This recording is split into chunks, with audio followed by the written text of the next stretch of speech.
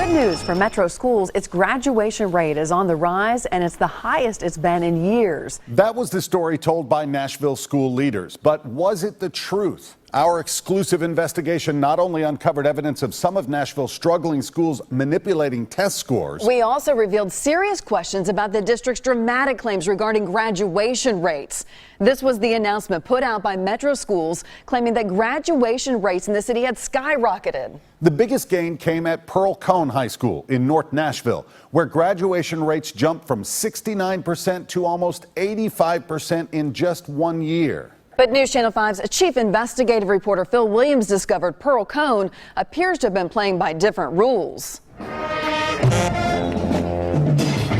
Out on the football field, the Pearl Cone High School football team plays by the same rules as everyone else. A touchdown is still 6 points. A point after is still 1. But inside the building, officials apparently made up their own rules as the school faced the risk of a state takeover. The results even brought an invitation for the principal, Dr. Sonia Stewart, to meet with the U.S. Secretary of Education. They make it very difficult for a student to fail. Kelly Brown is a former Pearl Cone guidance counselor who's blowing the whistle on some of Metro Nashville's testing and grading practices.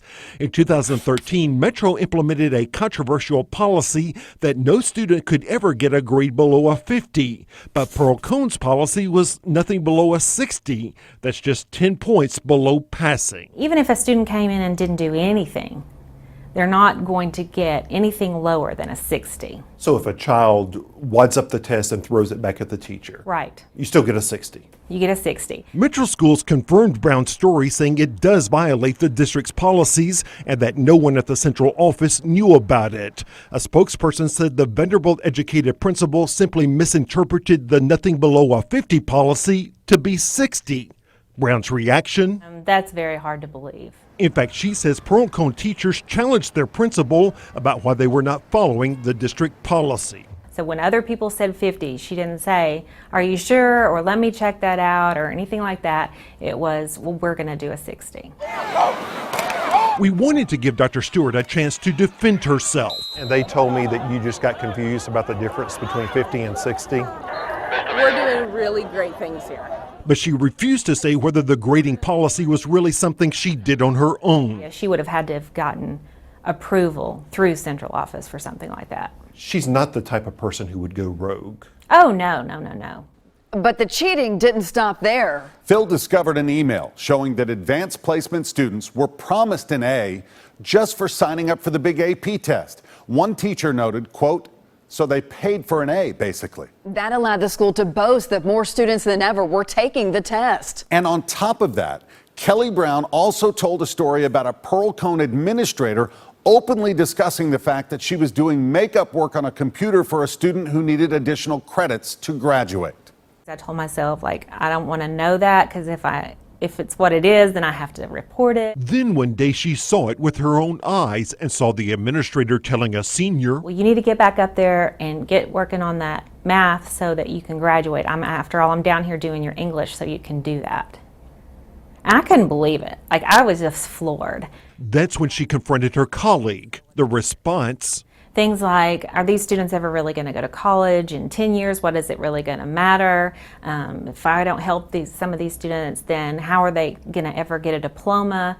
And that kind of thing. Braylon says she reported it to Stewart, but the administrator denied it. And when the central office heard the rumors, this email shows Stewart assured higher-ups that the administrator did not take the course nor the test for the student, but she did get a reprimand for being too engaged with the student. If someone wanted to find out where the cheating was going on, that record is going to be in the computer system. Yes. And as far as you know, no one ever looked at that. If they did, then they would have found what I said. After Phil raised questions about that incident, district officials stuck by their story that the struggling student was completing 2 separate courses on 2 separate computers at exactly the same time. But perhaps the most serious questions raised about the district's graduation rates came from a former Metro Teacher of the Year. It's sad that we cannot, as educators, have high expectations when the administration is saying that no, high expectations are going to make us look bad as a school. For Lanita Harris, Hunters Lane High School was a special place. A 1987 graduate, she returned in 1992, beginning a 20-year career there as a teacher. Get the yellow book. She became a well-respected English teacher who, in 2006, was named the Metro High School Teacher of the Year. And if you think you know something that's right, you need to be unafraid to say it.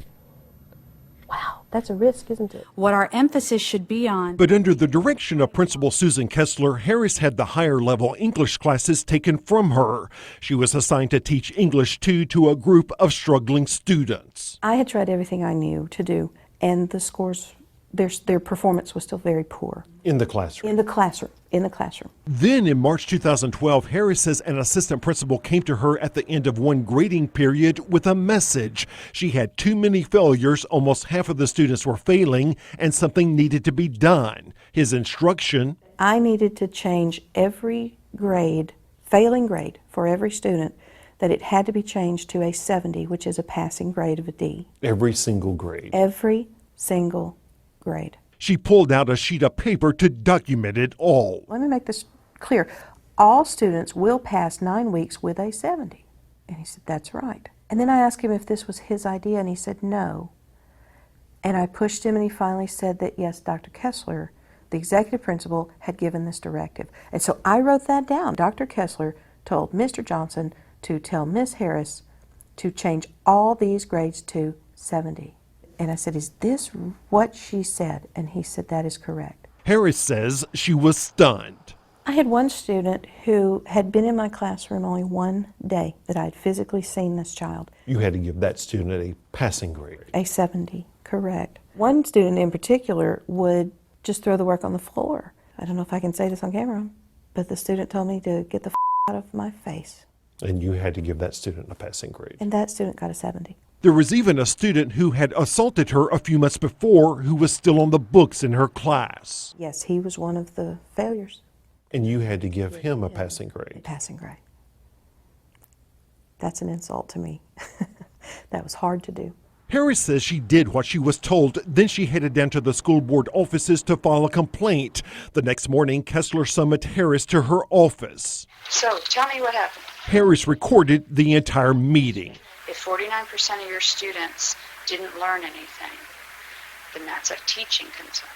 During a 45-minute conversation, Kessler tried to put the blame back on Harris. She even suggested the teacher was being unfair to the student who refused to do the work, since the student seemed to grasp the basic concepts. If his performance indicates that he's learned, then why would he fail? Because he does not choose to do the work. He doesn't want to pass. But why does he, I guess here's the question, why does he need to do the work if he can perform in a way that indicates he's already learned it? And the whole time I'm thinking, we're skirting the issue here. That you forced me to do something under duress, that is wrong. Changing the grades. Changing the grades. On the recording, Kessler suggests that Harris treat the passing grades as a loan to encourage students to do better in the next 9 weeks. Yet in a written statement provided to the Human Resources Department, Dr. Kessler insisted that Harris was never directed to change her grades, that she simply did it on her own as a knee-jerk reaction to being questioned. She even argued that the former Teacher of the Year's credibility is highly suspect. But we got the file from Human Resources, and it shows that another teacher revealed that the same assistant principal told her, you have to change these grades. He was specific. Dr. Kessler wanted it done by the end of the day.